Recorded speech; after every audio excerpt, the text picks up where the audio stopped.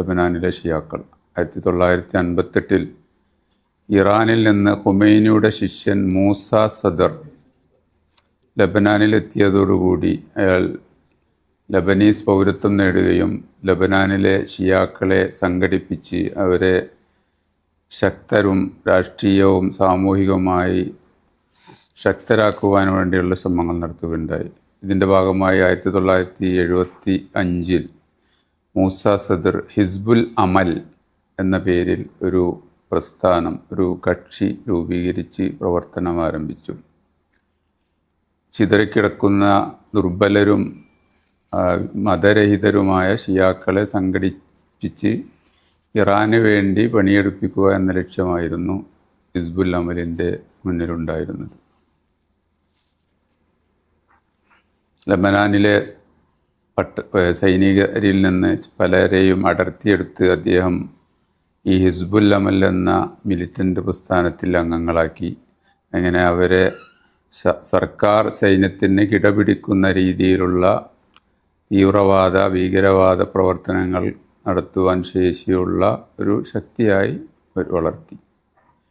ആദ്യമായി അദ്ദേഹം ചെയ്ത ഓപ്പറേഷൻ 1948 ഇസ്രായേൽ എന്ന ഭീകര രാഷ്ട്രം രൂപീകരിക്കപ്പെട്ടപ്പോൾ സ്വദേശികളായ ഫലസ്തീനികൾ അവരുടെ രാജ്യത്ത് നിന്ന് അടുത്ത രാജ്യങ്ങളിലേക്ക് അഭയാർത്ഥികളായി പോയിരുന്നു. അതിൽ ഏറ്റവും കൂടുതൽ അഭയാർത്ഥികളായി പോയ പ്രദേശങ്ങളാണ് സിറിയ, ലബനാൻ, ജോർദാൻ തുടങ്ങിയ പ്രദേശങ്ങൾ.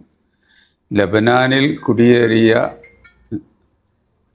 ഫലസ്തീൻ അഭയാർത്ഥികളെ ആക്രമിച്ചു അവരെ പീഡിപ്പിക്കുക എന്നതായിരുന്നു അമൽ എന്ന ഷിയ കക്ഷി ആദ്യമായി ഏറ്റെടുത്ത ദൗത്യം. കാരണം ഈ ലബനാനിൽ കുടിയേറിയ ഫലസ്തീനി അഭയാർത്ഥികൾ സുന്നികളായിരുന്നു എന്നതാണ് അതിൻ്റെ കാരണം.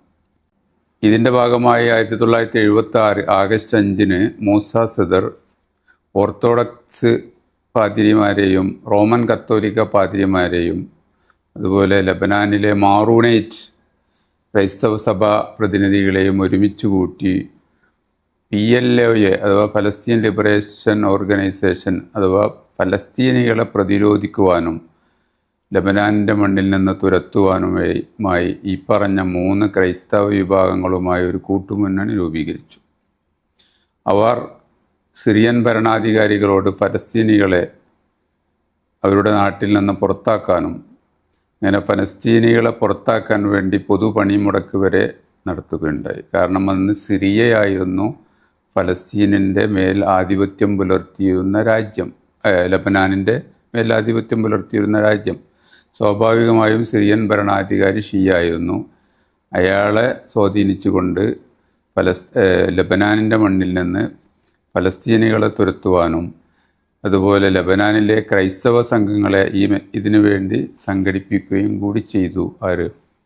ഈ ഇറാൻ നിയോഗിച്ച മൂസ സദർ എന്ന ഷിയ നേതാവ്.